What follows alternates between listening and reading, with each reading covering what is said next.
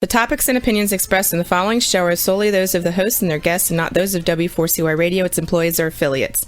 We make no recommendations or endorsements for radio show programs, services, or products mentioned on air or on our web.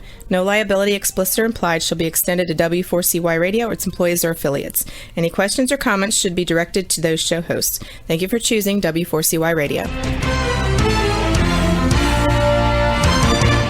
Welcome to Entrepreneurs Ascending.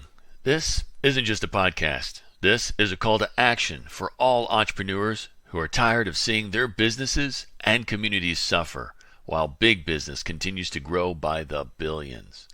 We challenge you to apply the content of our time together to create businesses that your clients can't resist, your employees love to work for, and your communities can depend on. Now is the time for Entrepreneurs Ascending. Hey, welcome to Entrepreneurs Ascending. And yes, that is exactly that. We are a call to action. It's not just a podcast. I mean, it's great to listen to podcasts and chill out, maybe when you're at the gym or driving in the car, but so often it's just kind of like whenever we go to like trainings or motivational speakers, it's great. You get jazzed up. I think that's a great idea. But then do you put it in action? And that is really the big differentiator between winners and people who just like to be self-educated, right? So you gotta apply that practice. Right. You got to take it in action because knowledge isn't really power. It's really the application of knowledge, right? Absolutely. So, hey, we've got Brian here with us again. And just so you guys know, again, he actually owned an HVAC company for over 25 years. And he worked with a lot of coaches and consultants to grow the business, to learn, because he loves learning, but now he loves to transfer that to other people as well. He's part of the Time for Success team. And again, this show is produced by Time for Success, and that is the coaching company. But so we're glad to have Brian here today. He's an integral member of the team, and it's just thank you again, Brian, for taking the time to be here today. No, thanks for having me. I appreciate it. So today we're gonna have two parts like we typically do. The first part, well, we're gonna be talking about the weak goals versus winning habits. And if you're ever like one of those people who beginning of the year comes around, you set some goals and then you forget about it basically until like next year, you feel comfortable that you're not alone. And unfortunately, there's some big misunderstandings. I think some big myths around goals. And we're going to hopefully help you to change that around. And even if you do set goals and crush them, there's going to be some key points here because that's not necessarily always the best way to think about it. I'm just going to crush the goal. So we're going to talk about that. And then the second point, the second part of the show, we're going to actually have a discussion around high profit referrals by generosity. And Brian, what does that mean real quick? What are high profit referrals by generosity? Basically, by getting to know your referral partners, they're going to be able to refer you bigger and better opportunities because they know you and you know them. And the upside is you're doing it simply with no marketing costs. So it becomes a very profitable partnership. Beautiful. And Brian, I know you're working on training around this, so it's pretty timely. So I'm glad that you're able to share that with us today. So getting into the weak goals versus winning habits, I mentioned that like whole like crushing it kind of person. Like I'm just gonna go out there and crush my goals. That's great, but it kind of reminds me of that guy in his 40s who's still wearing his Letterman jacket, right? Like no, this don't exist, really. And maybe that's a little bit of a low blow or an exaggeration, but the truth is, like so many times, especially entrepreneurs who are very like competitive type people, a lot of them are. Now, if you're an entrepreneur and you're not necessarily a competitive type person, but you just love serving other people and all that, that's great too. And this still applies to you, but in just maybe some other ways because it's probably hard for you to gain some traction with goals, but oftentimes, like the more competitive type people, they're like, well, I'm just going to win. I'm just going to crush this goal. I'm going to set the goal. I'm going to crush it. But it doesn't necessarily set you up for like long-term success. It doesn't necessarily build a foundation that you can continue to grow off of. It's just kind of like, well, you hit it. It was a flash in the pan. Great. It's a one-off. Exactly. It's a one-off, right? Exactly. So like to you, Brian, it's kind of like the difference between like kind of the typical like kind of free flow, do whatever do whatever we need to do in business, which I think a lot of solopreneurs kind of start with, versus like systems thinking in business. Brian, what is like systems thinking in business? Systems thinking is more like, okay, I have a set process or a standard operating procedure for how I go about doing X, Y, and Z. And that way it's done consistently and done all the time. Where, Yeah, being that solopreneur, I mean, for the longest time, I know back in my mind, okay, I was going to send a newsletter out in the spring and the fall, but I didn't really have a deadline for it. I knew that at this particular time, based on my gut, I needed to, hire somebody, or, okay, we need to start marketing this type of thing. And it wasn't based on anything other than my gut. And so that's where a lot of people, and as you say, the solopreneur, do. So trying to help them understand putting processes and procedures in so that it's all there, that you're able to do things on a consistent basis. Yeah, and I hope you're still with us after we uttered the words standard operating procedure, because I know that's like a major turnoff for a lot of people. Oh, I don't even want to hear standard operating procedure. Like I don't even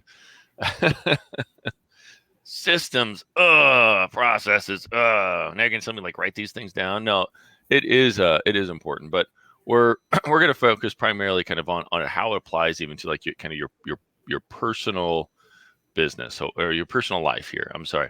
And so it's kind of like habits are kind of like these algorithms that kind of just run automatically. And if you really think about it, like how do you get the results that you have? A lot of that is just kind of the stuff that runs in the background.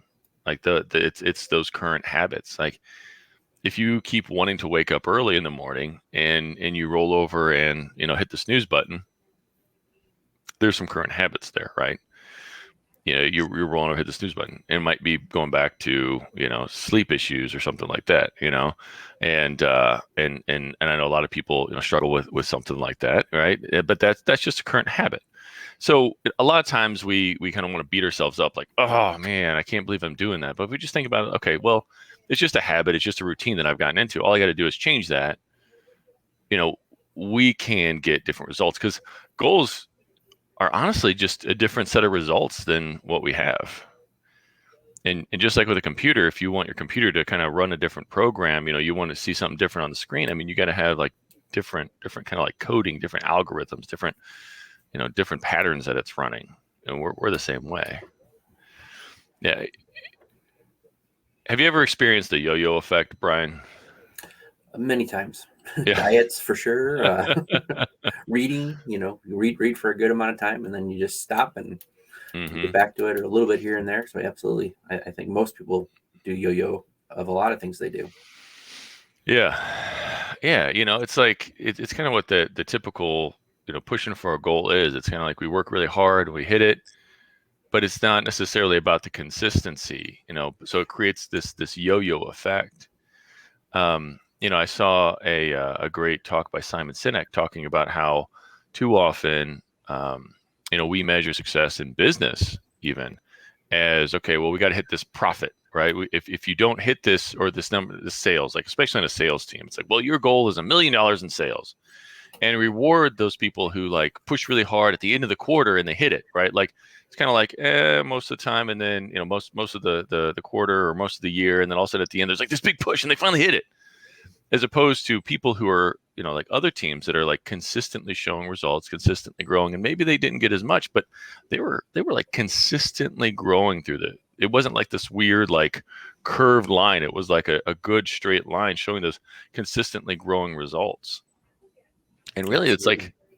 it's like, even into like that, the 4-hour work week, 4-hour work yeah. week. And then, where you're pushing for that short amount of time, but if you can able to do a little bit more consistent, you're going to get more consistent results. You see that a lot in sales, right before the end of the month, you'll see everyone pushing and pushing and pushing to get the stuff, done or across the finish line. But you should be necessarily having that same momentum at the beginning of the month and the middle of the month. Absolutely.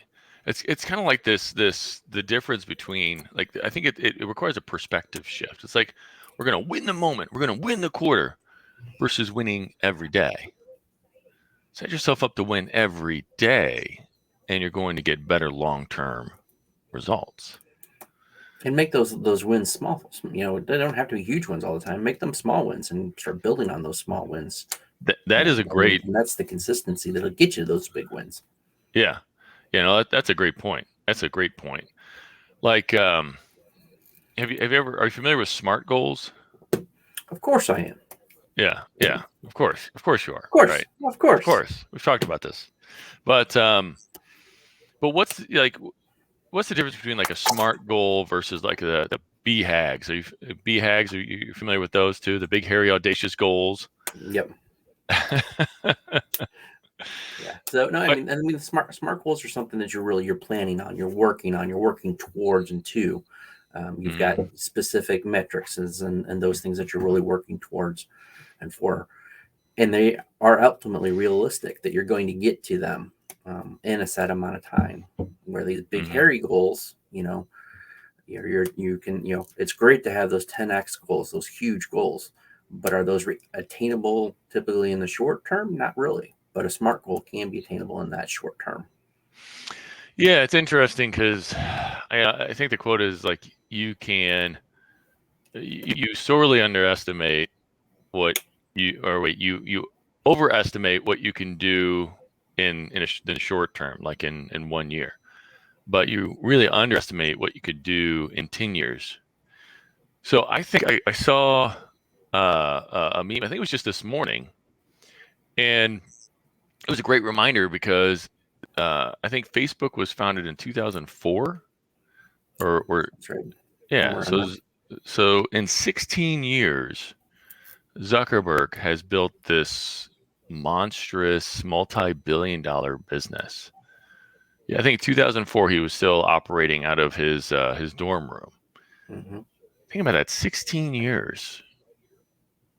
Yeah, it's not long at all. I mean, think about it. Like if you're 50 and you can build a multi-billion, or even half that, or quarter that, or even a multi-million-dollar business by the time that you're 66, or even if you're 60, 76, people are living a lot longer. And you can so many people kind of like, oh well, it's too late in life, or I'm too tired, or whatever. But think about like what you can achieve, and what kind of legacy and impact that you can leave behind. Colonel Sanders was that way. I mean, he was, how old was he when he started KFC? Yeah. I mean, in his late 60s or early 70s, even, whatever that was, and had failed many times before running the same business. Exactly. So in terms of kind of like the way to kind of like take this into action. So I really do like the 10x rule and BHAGs. Are you familiar with Grant Cardone's 10x rule? Yeah. So I do like that, but I think there's kind of a place for that. I think if you're somebody who is used to like, oh, I'm just going to crush it and hit it, and then kind of like there's that yo-yo effect. You work really hard, you do something, but kind of fall back into your old routines. I've seen a lot of runners do that. I know myself, I've been guilty of that, especially when it comes to like the jogging or whatever. We did a mud run. Was it I guess it was May. Worked really hard, and then after that, kind of just slid back a little bit, and then trying to get back into good running routines. It's something that a lot of people struggle with. So if you have that yo-yo effect, or if maybe like there's a lot of folks out there who they've got a great heart for serving people. They might not be as competitive as other business owners, but they got a great heart for serving people. But sometimes for those folks, it's hard to get started. It's hard to change some of those routines. So this is good for you as well. But so it's good, I think, like to think like the 10 years out, like what would be the ideal big situation, like that 10x, like unbelievable amount of success that you can have in 10 years from now. And maybe have that for 5 years from now. Still, that's a big push. But when we get down to like the next quarter, I think that's really when the SMART goals can be powerful, because when you think about getting getting some traction, right? Getting some traction and getting some momentum with these things. And if you are kind of stuck in a certain pattern right now, it's hard to sometimes keep that consistent momentum. Absolutely. Yeah, there's that myth around like how long it takes to take on a new goal, right? Or take on a new habit. Yeah, it used to be you have to do that for what, 21 days now, and that was kind of the myth that you'd think a couple weeks would do it, and it's really not. Mm-hmm. What is the average now? That I kind of like think based on the science. yeah. According to some research that was done, by a researcher. I think I have it here. I got some notes here. So Philippa Lally, researcher out of she was a health psychology researcher out of the University of College of London. And they found that on average, even something as simple as drinking a water every day with lunch, like a bottle of water, or running for 15 minutes before dinner, it took 66 days on average for it to become a real habit. For the participants to report, okay, I can do this without thinking. It's just a habit. And this is a routine, and there's no, I don't have to push myself and exert that energy. But that's the beauty of whenever you have a habit, right? Because it you don't have to waste energy making yourself do it, right? You're It's not just, thinking; it's just yeah, automatic. It's back to one of those logarithmic, formulas, and that's happening. It's just yeah. on cruise control for it. Yeah. So if you can free up some of that headspace, if you can free up some of that energy that it takes to make a decision every day, and just have these things that are building, you know, I run, I make the sales calls, I sit down with each employee during a certain time of the day. Each of these things that help you to win in more of the areas that you want. Like it takes all that energy out, all that push. So you have much more energy for the creative stuff, for envisioning the next thing, and Fun stuff. the fun stuff, right? Right. And more time with the kids. Like, how many people are exhausted trying to push themselves all day long, trying to just force things to happen, and then by the time they're home, they just don't have any time for the kids or the spouse. And they're just exhausted. They're Yeah. just, and they're worried about what's going to be happening the next day. Right. One of the routines that I've created, one of the habits is with my kid, I shut things off at a certain time in terms of like work stuff, and then we eat dinner and then we play some Minecraft together, or play a game together, or just have some one-on-one time with my youngest daughter, and try to get my eldest daughter. I think she's like 16, so she's too busy hanging out with friends and stuff like that, but It's not cool to hang out with dad. Right. But I'm sure she'll come back around. But when she's 21. Right. So, but definitely make sure that I have that time. I mean, just as an example.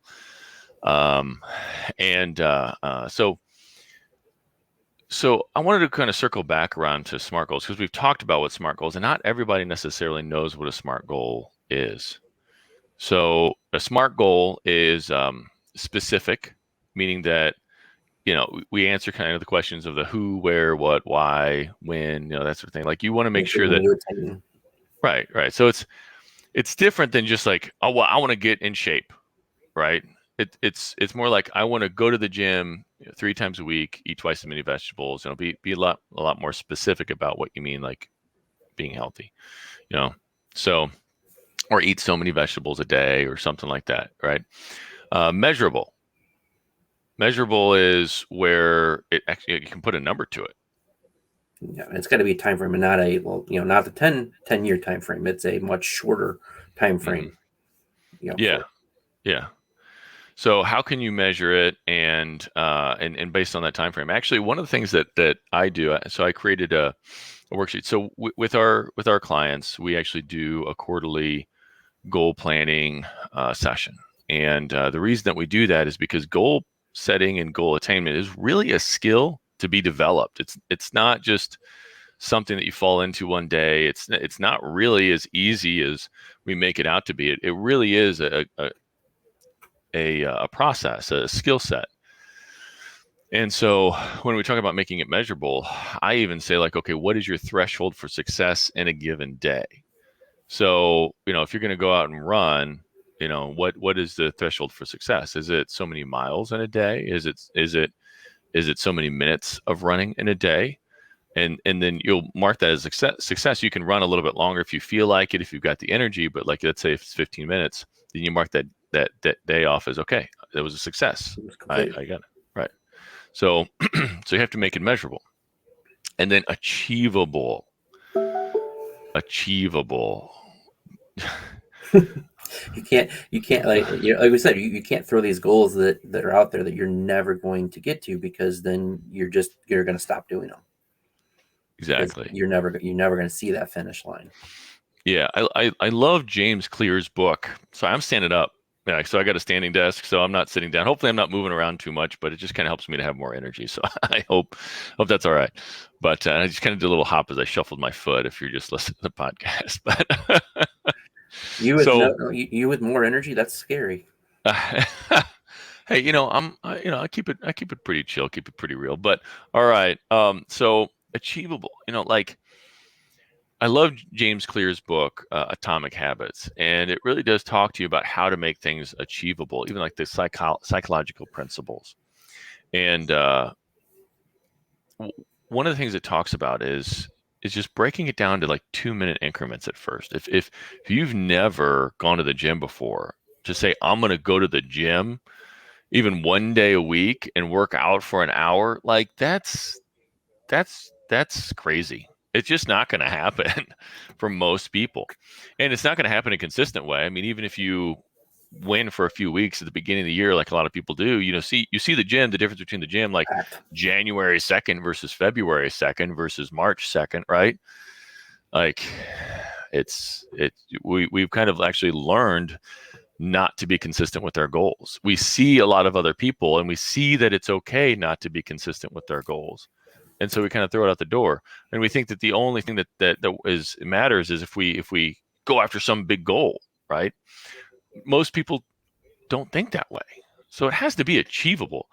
Break it down to 2-minute increments. If you've never gone out and run before, don't say, well, I'm going to go out and run for 15 minutes. Say, you know what? I'm going to put my running shoes on and I'm going to walk around the house for 2 minutes, so that you get used to the habit of putting the shoes on at that certain time and walking around in the shoes for 2 minutes. A lot of people will kind of laugh at that and they'll be like, well, that's ridiculous. But the thing is, it's okay to laugh, because here's the thing that you're doing there too, Just is start as with the long shoes. It's the you first start. step. Yeah. And you're actually, as long as you're not being like hard on yourself, if you just kind of laugh, like this is kind of funny, you're actually tying a positive emotion to putting on the shoes and walking around. And when you tie that positive emotion to it, like our brain works on like connections, between concepts. When you tie that together, it actually is reinforcing. So make it achievable, and make it really like super achievable. Teach yourself that you can set goals and be consistent with new habits. And then relevant just means that does it matter in your life? Like, is it really important? If you're trying to grow a multi-million-dollar business, but you also want to scale the Himalayas, well, okay, let's see what's the most relevant right now based on your priorities. Is the business more important, or is climbing the Himalayas more important? So that's a personal decision, but you have to make it really relevant based on your priorities. And then timely is, you got to give it a set time. I'm going to do it. Not just, I think you have a time frame for hitting it, but you have to give yourself like a certain time to do it.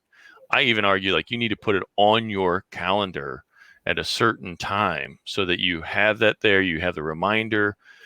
You have the visual aid. You have the alert that blocks up. You have it whenever you're looking at your calendar each day, doing your planning. So yes, make it timely, but also make time for it, is where I kind of say, like, take it to that next level. Yeah, because people will have it there, but then they don't assign the Mm-hmm. time to take care of it. And you have to have that ability to have the time to work on that goal. Exactly. You So can do everything up front, all the way through, but then not do the T because you didn't make it timely to take care of. Yeah. So this is the difference. This has been the difference that we've talked about today in terms of, setting goals, but they're weak because it's like, well, I just want to do this, versus creating the habits that are going to help you not only hit that goal, but it's going to give you a foundation for that next level. And you're going to be able to consistently go level up, right?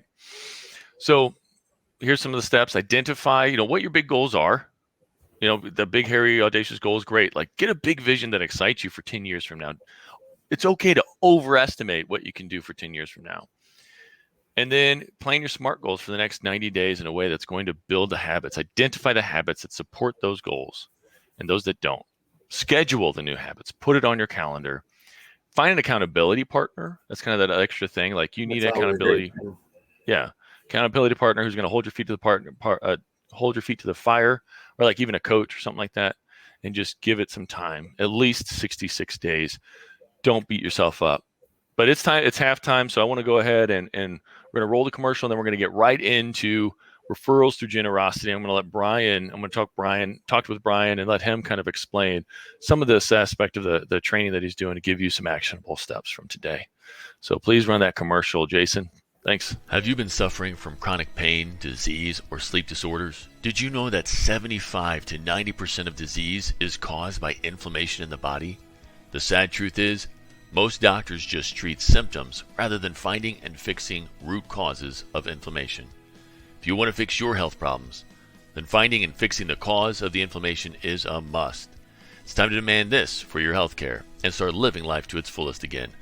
Book a discovery appointment with the Functional Health Team founder, Dr. Flory, to get your answers ASAP at www.functionalhealthteam.com. All right, we're back, and yes, Dr. Flory is really incredible. He really does look for those root causes of the inflammation that's causing the disease, that's causing your symptoms that you can't seem to stop, or you just medicating your way to just trying to treat but not cure. So he can help you find those root causes and get rid of it for you. So, Yep. All right, Brian. So again, like, referrals through generosity. So what you're saying is, like, by giving, like, you're going to get back. Mm-hmm. Yep, that's exactly it. Okay. The more you know about other people is the more you're able to help give back to them. Okay. So if you go at things as, what can I do to help others first, those things are going to come back around. Whether it's doing stuff in the community, just helping out somebody, and you're not necessarily looking for recognition for it. But if you're out there doing things, things come back around. I can remember, when I joined Rotary Club, they asked me to be part of the scholarship program for kids, and so got to go around and meet some kids and offer them some scholarships. We got them a couple of gift certificates, and then brought them to our meeting and honored them for our meeting, and then we take pictures of it. And lo and behold, my picture was on the front page with these kids, and wasn't even trying that, but then okay, and the caption was, Brian Schraut of Schraut Heating and Cooling presented so and so, this. So it wasn't even something we were trying; it's just something we were doing goodwill through Rotary. And it does kind of pop back around, as you're being those good Samaritans for the community. I love it. Yeah. Well, as a small business owner, it's kind of like part of your competitive advantage whenever you're going against, like, the big companies out there, right? Like, and this company this podcast, this call to action, is about helping the small business owner get that competitive edge and be able to stand up against. And so this is huge if you're a small business owner. This is huge. So your example there of being in the newspaper from just trying to give back to the community, that's a great example. I mean, that gives you some great branding. But what was the message that you think that your customers received whenever they saw that picture? Yeah, just you're spending time helping out the community. You're part of an organization that's solely designed to give back to the community and give back to everywhere, for it. Hmm. And, Yeah. and again, you're trying to help focus things on the community. Absolutely. Awesome. Awesome. Well, what are some other ways? So they're giving back to the community, but also like you were a pretty heavy networker. You've been a pretty heavy networker, Yeah. and so how does that work out with like networking?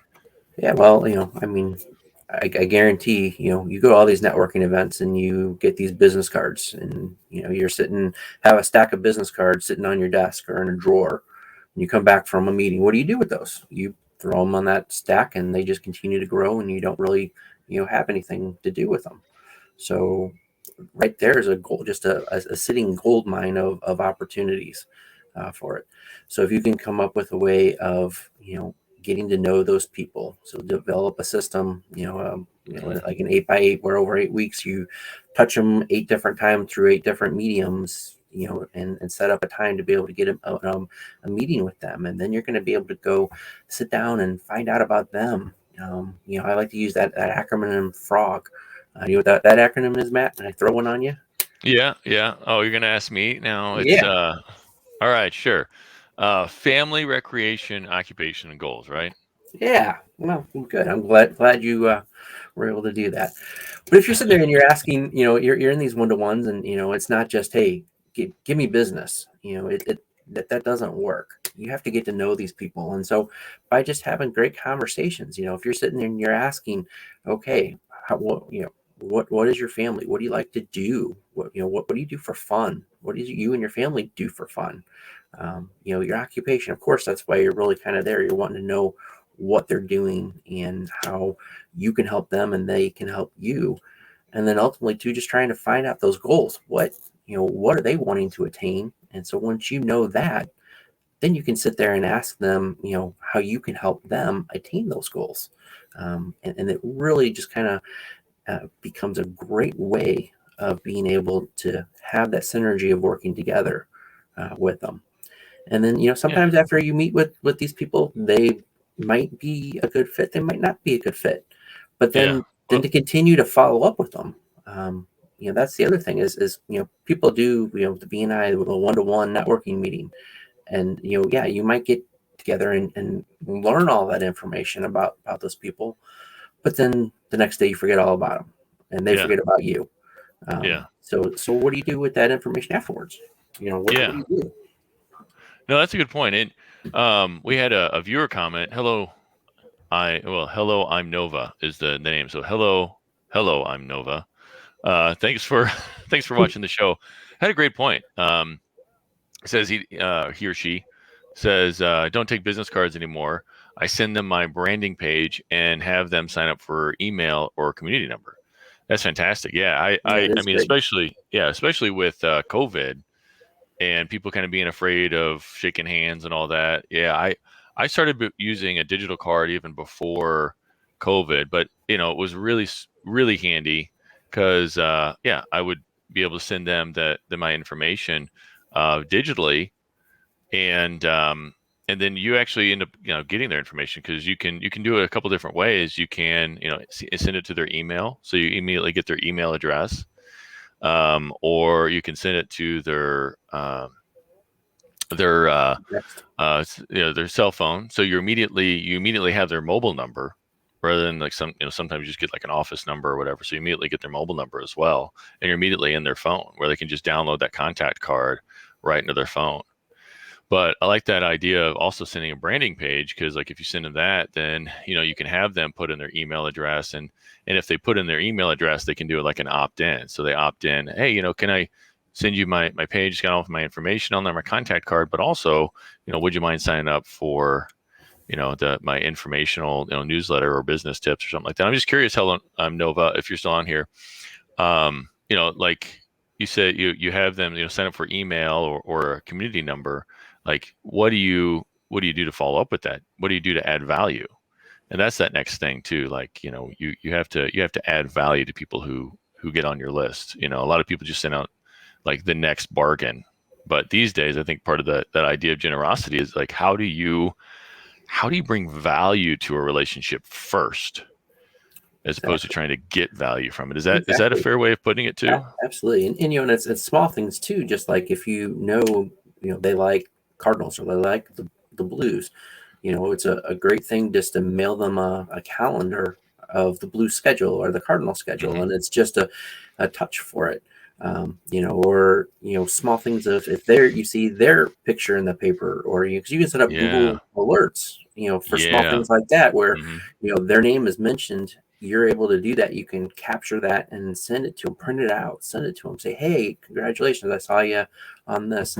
And you're just trying to stay kind of relevant with them. You don't need to be selling them all the time. You just need to be able that you're there, that when they either need your service or they know of somebody who needs your service, you're the one that they think of. And so it's just small continual steps of being able to follow up with those people on a consistent basis. I mean, I had a roof put on 7 or 8 years ago, and it was a gentleman that was in my BNI group at that particular time. And he left the group a long time ago, and I do not remember the name of the company that put the roof on.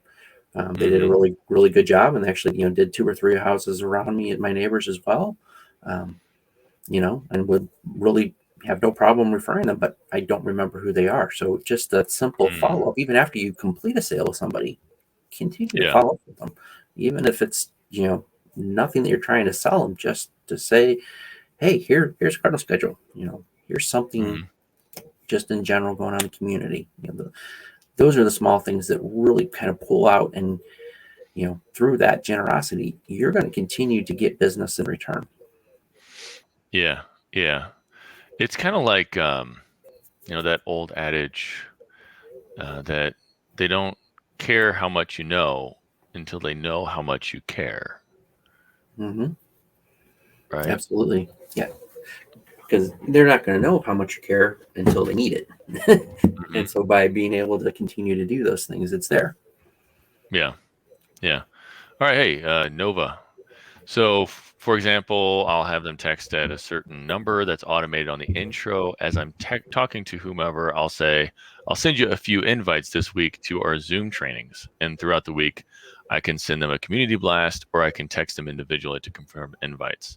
That's awesome. That's awesome, Nice. Especially if you've identified that they might be interested in something like that, and if you, as you get more savvy for it, you're going to understand like who your target market is and who's not, and I think be able to even maybe kind of create some like Nova, I'm curious if you like create some like specific pages for like specific target markets or specific needs, like if you're networking and somebody needs one product or offering, could you send them a different way? So, but I love that you're trying to add some value, one of your Zoom trainings or something like that. We do that with free group coaching as well.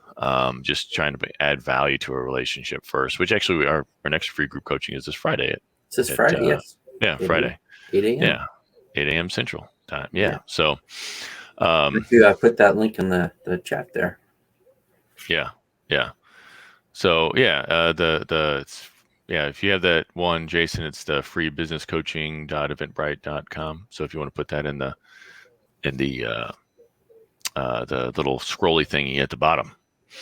Yeah, there you go. Perfect. I found it. Awesome. Beautiful. Thank you, Jason. Nova. Perfect. Yeah.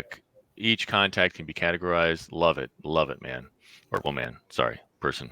I don't know. Person. Nova. Love it, Nova.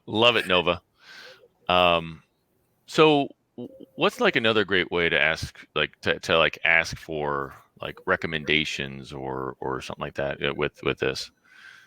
Yeah. Another great way is if you have a need, or, everyone needs an accountant, a lawyer, a banker, someone that's, pretty much universal through any type of business. If you just sit there and you're simply asking, hey, I've got, I'm looking for an accountant. I've got some referrals I need to give. Do you have an accountant that you would consider a 10, that you would refer without even questioning or thinking? And, so that's a great way just to kind of open that up. And if they do have that person, sit there and say, hey, do you mind while you're sitting there, hey, do you mind doing a text intro for me? And then that way they're taking care of it right then and there. And then now you have the ability of meeting somebody else that you're wanting to, that this particular person thinks is a 10.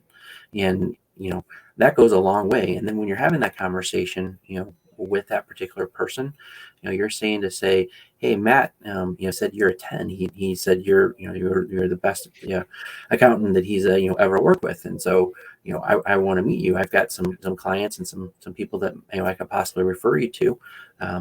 And then you set that meeting, you go with that. And then, as you're in that meeting, you ask him, hey, are there things that you don't do that you refer out to other accountants or other CPAs that you would consider a 10? And then you would just continue going down that road. And before you know it, you've got, one chain is allowing you to get to 5, 6, 10 different people that you never would have even thought of being able to get to, that is able to help you. And then when you have, those opportunities, you're going to have specific, and that's one thing you get, like when people join BNI, like, well, I already have a friend who does that, so I would never be able to refer them. Well, pretty much there's a lot of things that are very specific that people do. And you are able, once you find out that information, going back to that frog information, you're going to know who might be a good fit for this particular person. A solo entrepreneur might not be good for a huge particular firm. A solo might be somebody that's good for a very small CPA. So and then you've got these bigger companies. Maybe it's a $10 million company. Well, a small CPA firm probably doesn't have the bandwidth to be able to take care of the things that they're going to need. So you've got to have your different people that you're able to refer. And again, the more you're able to network and be able to find those people, you're able to provide that information to everybody then. Yeah. No, that's a great point. It's when networking, like there's great groups. There's BNI, there's NTI, there's what's some other Master Network or Master Networks. Yeah, there's a lot of great groups out there, and so these are all principles that you can take to any of those groups. Absolutely, but if you always think about, okay, so when people join these groups, right? It always seems like they think, well, I'm going to join this group and I'm immediately going to get stuff out of it. It's exactly what I wanted.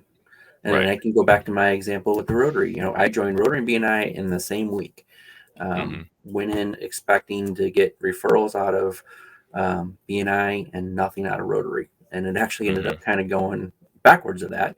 BNI takes time. Those networking groups take time.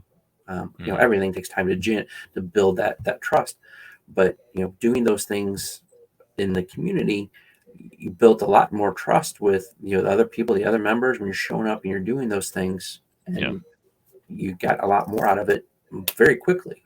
And again, there's nothing wrong with the networking. You need to do that networking, but it takes time to build that trust. Yeah. Well, and the BNI trademarked, I guess, is a motto or whatever. It's like givers gain. Even, so I think they try to encourage it early on, but I think a lot of people miss that. And like I've even sat down for like a face-to-face meeting or one-to-one with an individual kind of meant for networking, and it seems like they're ready to sell me. So and it's like that just turns you off. It's like, okay, I don't know you, madam. I'm not going to refer you somebody or something. I don't know you. You've got to establish that trust. Yeah. So what do you do? That old saying, you do business with people like and trust. And there's a lot of people that just kind of skip that and just say, okay, well, I know you, so you should do business with me. It's not how it works. Right. Yeah, because even when you join a networking group, and maybe the idea is that you're supposed to give referrals to that person. I've seen it a lot of times where somebody will join a networking group, and the current members will kind of wait for them to reach out, and they kind of wait for them to be graced with their presence, almost. It's like, come on, like you're in it to help other people grow their business as well. And if you have that right mindset, that by helping others, you're going to. Zig Ziglar, I think, said it really well. He said, if you help enough people get what they want, you can have anything that you want. Absolutely. Yeah. I mean, that's a great quote. Mm-hmm. Mm-hmm. And Nova said, you build trust with value, in my opinion. You don't need to sell it, as it should speak for itself in those groups. Nova, spot on. Yeah. If you want $1 million, help 1 million people. I love that. And just charge them with $1 each, right? Is that Buck each. But no, it does come back around. That's absolutely right, Nova. I completely agree. And by bringing value to the conversation, and that's really what I think a lot of people miss, even in social media. They don't realize that social media should be about bringing value. They just post some great pictures about some of their work or the next sale or something like that. But I think it's still in the same vein, right? Like, how do you bring value, in all these different ways, right? Yeah, I mean, on social media sites, kind of the same thing. You want to bring community events, be posting community events. What's going on with local schools, and and staying away from political topics with it, but just saying what's out there. Or we used to do a blood drive. Who would typically go to a heating and cooling company to donate blood? But we had 30 to 50 people twice a year come and donate blood for a blood drive we put together. And so just being able to do community events, talking about fundraisers for schools, and copy and pasting different articles from the newsletter or newspapers and stuff. Calling attention to someone who had an anniversary or got a promotion that you're friends with. You're going to become that person who's just known as that networker, that community type of person. And then, hey, I need this. And you start commenting on those things, they're going to believe who you're going to recommend. Yeah. And then again, it all goes back into knowing who those people are that you can refer then. So that, it's a big, figure eight. One goes to the other and works itself around and comes back around. And as long as you're continuing to work it, it all can flow together. Yeah. Yeah, and all this is one of the big reasons why I even love doing a podcast, is because because it brings value to people that I respect and that I love to have on the show. It brings value to them because they can share their message, but then it brings value to all the people out there who are listening and watching, and so it's just about that bringing value and just hopefully giving. Even this, really, that's why I don't want it just to be just something that people listen to. If it brings value, if it's a call to action, if you're going to do something with the stuff that we talk about today. So that's how I wanted to hopefully bring value to you. And Nova, it sounds like you got a lot of great ideas. My email is down at the bottom, actually, Nova. Why don't you reach out? I'd love to do a face-to-face with you and see if there's maybe have you on the show even. It sounds like you have like a lot of great ideas that we can share with the community. So please email me. Let's have you on. Let's talk. Absolutely. So Brian, what are some action steps that people can take if we're going to just kind of summarize really quickly, because we're almost out of time? We can summarize like really quickly in like 30 seconds. What are some action steps that people can take to get more referrals through generosity? Yeah, take advantage of that stack of business cards in your desk. Try to set up some some face-to-face appointments. Be able to use that frog. Get to know them as a person, and then being able to use that information to go out and be present in the community, and then being able to refer those people, and always asking for that next person who they consider to be a 10, a top person, because that's who you want to get. You don't want to be meeting ones or twos. You want to be meeting those 10s. So be asking who they would feel as a 10. And make sure that you're clear. Oh, I'm sorry. Go ahead. No, go ahead. I was going to say, make sure that you're clear when you tell somebody that somebody said they were a 10, that it was about their work, not right. Not anything else. Exactly. Hey, Brian said you were a 10. Hey? Yeah. Be careful. Be careful how you're talking about that. But just a little quick tip. But all right. Well, thank you so much today. We've hit upon like how to not just set weak goals, but make great habits. And that was part one. And I don't care if you're somebody who feels like you're crushing all the time, or you're somebody who's really struggling to get some consistent results. Listen to part one.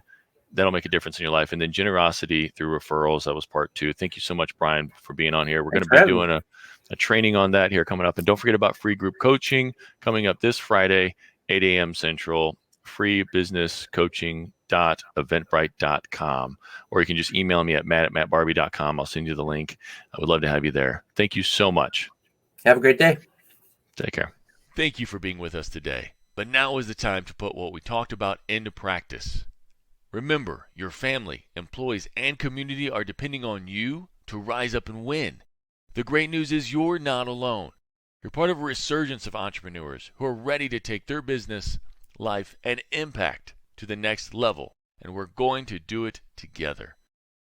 This show is powered by Time for Success, where we help business owners every day who want more freedom and wealth while building a legacy of positive impact. Please follow Time for Success on LinkedIn, Facebook, and YouTube for more helpful strategies and tools for creating the business and life of your dreams.